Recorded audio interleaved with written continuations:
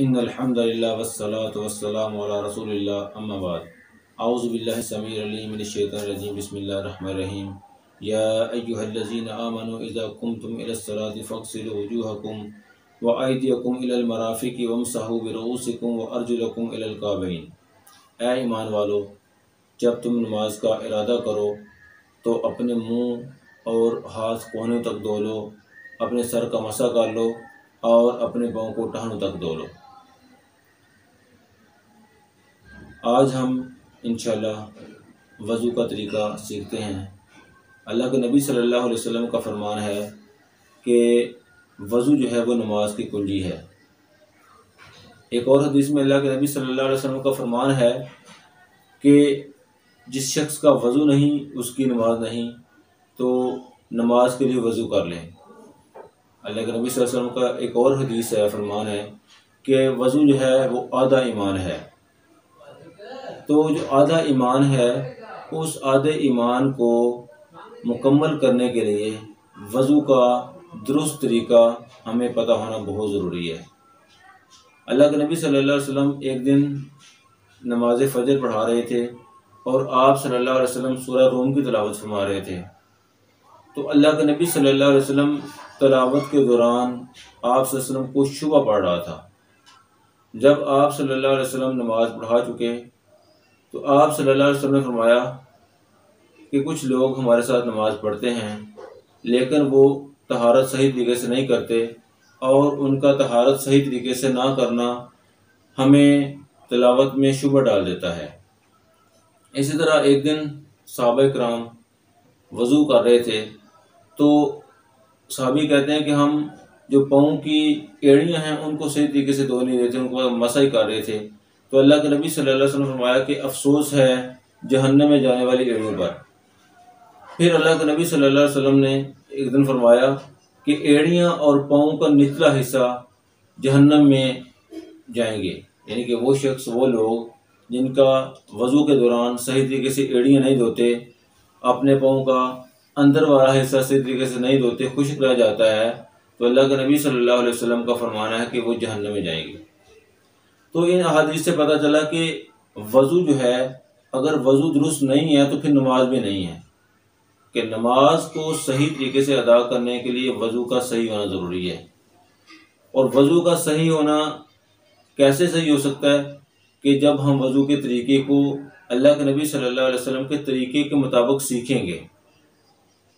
تو اللہ کے نبی صلی اللہ علیہ وسلم کے طریقے کو دیکھتے ہیں کہ اللہ کے نبی صلی اللہ علیہ وسلم وضو کیا کیسے کرتے تھے۔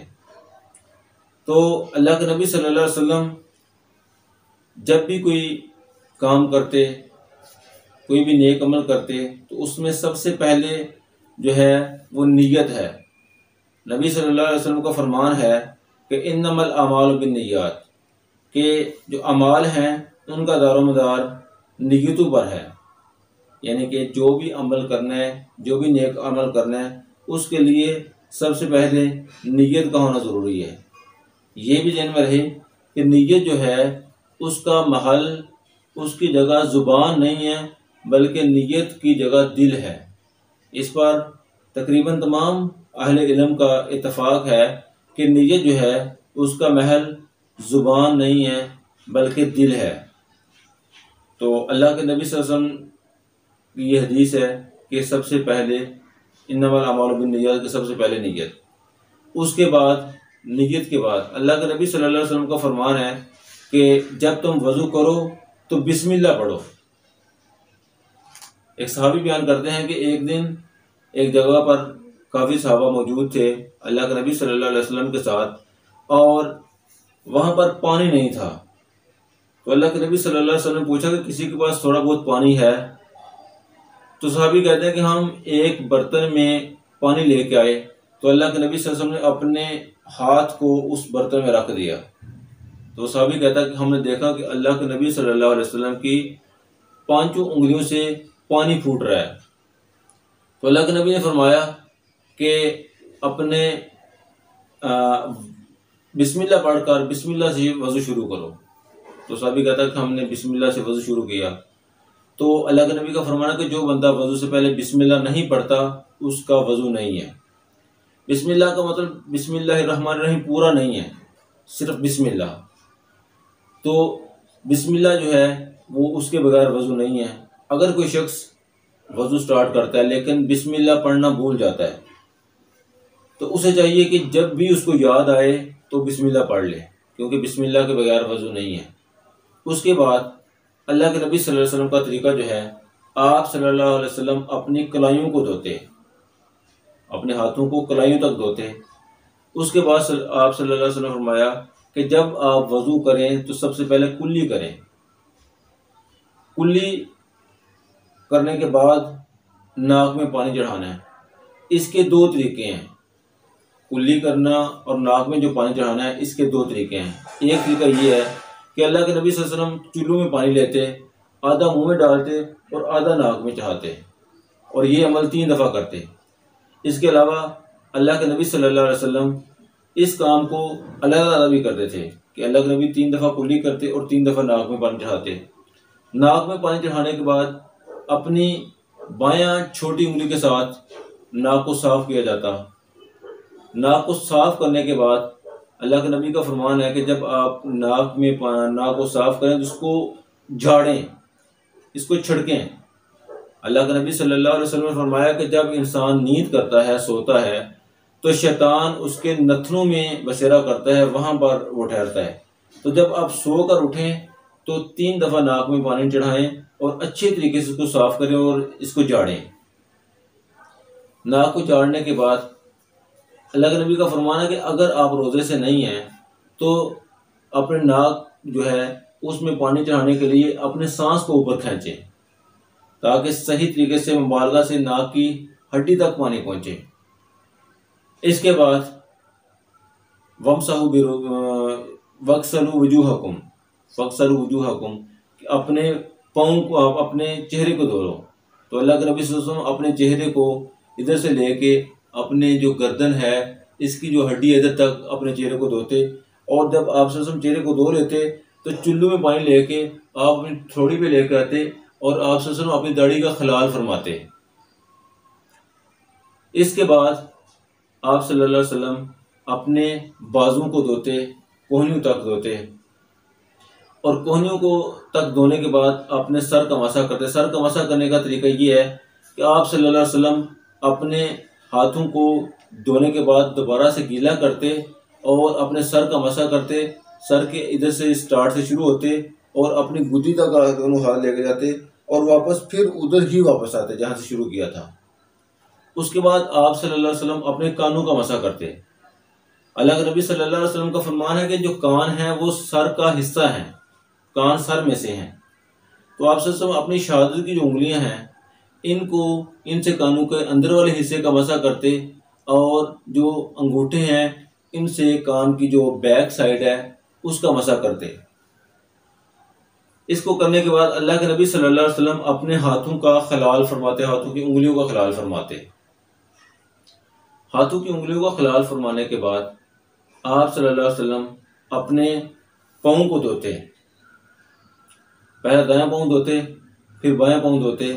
اور اللہ کے نبی کا فرمانا کہ جب تم وضو کرو تو اپنے ہاتھوں اور اپنے پاؤں کی انگلیوں کا خلال کرو، یعنی کہ ہاتھوں کی انگلیوں کا بھی اور پاؤں کی انگلی کا بھی خلال کرنا ہے. اس کو یہ کرنے کے بعد آپ صلی اللہ علیہ وسلم اپنی شرمگاہ پر پانی پھینکتے. ایک چلو لیتے پانی کا اور اپنی کمیز اٹھانے کے بعد اپنی شرمگاہ پر پھینکتے. ایک دفعہ ایک صحابی نے آپ صلی اللہ علیہ وسلم سے عرض کی کہ اے اللہ کے نبی صلی اللہ علیہ وسلم، جب میں نماز پڑھ رہا ہوتا ہوں تو مجھے ایسے لگتا ہے کہ جیسے میرے جو ذکر ہے، میرا جو شرمگاہ ہے، اس سے پیشاب کے قطرے ٹپک رہے ہیں.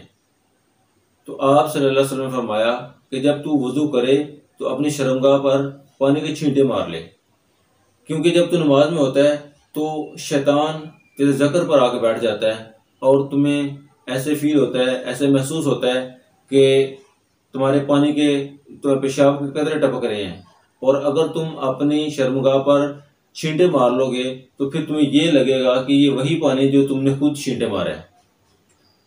اس کے بعد آپ صلی اللہ علیہ وسلم اشہدو ان لا الہ الا اللہ و اشہدو ان محمدا عبدہ و رسولہ یہ پڑھتے، اور اشہدو ان لا الہ الا اللہ وحدہ لا شریک لہ و اشہدو ان محمدا عبدہ و رسولہ پڑھنے کے دوران آپ صلی اللہ علیہ وسلم نہ ہاتھ کی انگلی کو اوپر اٹھاتے اور نہ ہی اپنی نگاہ کو آسمان کی طرف اٹھاتے۔ اللہ کے نبی صلی اللہ علیہ وسلم اس کو ایسے ہی پڑھتے۔ ابھی اگلا سوال ہے کہ جو وضو کے اعضاء ہیں ان کو دھونا کتنی دفعہ ہے؟ تو حضرت ابن عباس رضی اللہ تعالی عنہ سے روایت ہے کہ اللہ کے نبی صلی اللہ علیہ وسلم اپنے جسم کے اعضاء جو ہیں وضو کے دوران ایک ایک دفعہ دھوتے۔ حضرت عبداللہ ابن زیاد فرماتے ہیں کہ آپ صلی اللہ علیہ وسلم دو دو دفعہ دھوتے۔ حضرت علی رضی اللہ تعالیٰ عنہ، حضرت عبداللہ ابن عمر رضی اللہ تعالیٰ عنہ، حضرت عثمان ابن عفان رضی اللہ تعالیٰ عنہ، ان تینوں شخصیات سے یہ تین روایات ہیں کہ آپ صلی اللہ علیہ وسلم وضو کے دوران اپنے اعضاء کو تین تین دفعہ دھوتے ہیں۔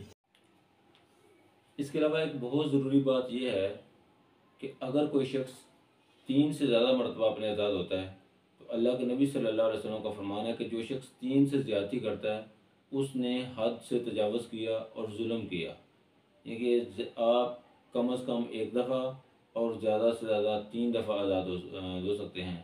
اللہ کے نبی صلی اللہ علیہ وسلم کا فرمان ہے کہ جس نے 1 دفعہ وضو کے اعضاء دھوئے تو اس نے ایک ایسا کام کیا کہ جس کے بغیر نماز نہیں پڑھی جا سکتی تھی۔ جس نے 2 دفعہ دھوئے تو اس نے سنت پر عمل کیا، اور جس نے 3 دفعہ دھوئے تو اس نے وہ کام کیا جو میں اور میرے علاوہ تمام انبیاء کرام کرتے رہے ہیں۔ تو اس کے علاوہ اللہ کے نبی صلی اللہ علیہ وسلم کا فرمان ہے کہ 1 دفعہ ایک شخص نے وضو کیا اور اس نے اپنے پاؤں سے ایک نہن کے برابر جگہ خشک چھوڑ دی، تو اللہ کے نبی نے جب دیکھا کہ اس کی ایک ناہن کے برابر جگہ خشک ہے تو اللہ کے نبی نے فرمایا کہ لوٹ اور دوبارہ سے وضو کر۔ 1 دفعہ ایک بندے نے وضو کیا اور اس نے 1 درہم کے برابر جگہ چھوڑ دی، خشک چھوڑ دی، تو اللہ کے نبی صلی اللہ علیہ وسلم نے اس کو بھی دوبارہ سے وضو دہرانے کا حکم کیا۔ تو یہ وضو سے متعلق کچھ باتیں تھیں، وضو کا طریقہ تھا۔ امید ہے کہ آپ لوگوں کو سمجھ آ گیا ہوگا۔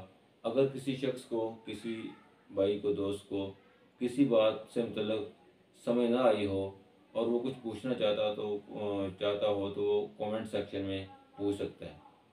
اللہ سے دعا ہے کہ اللہ تعالی ہمیں صحیح طریقے سے وضو کرنے کی توفیق عطا فرمائے۔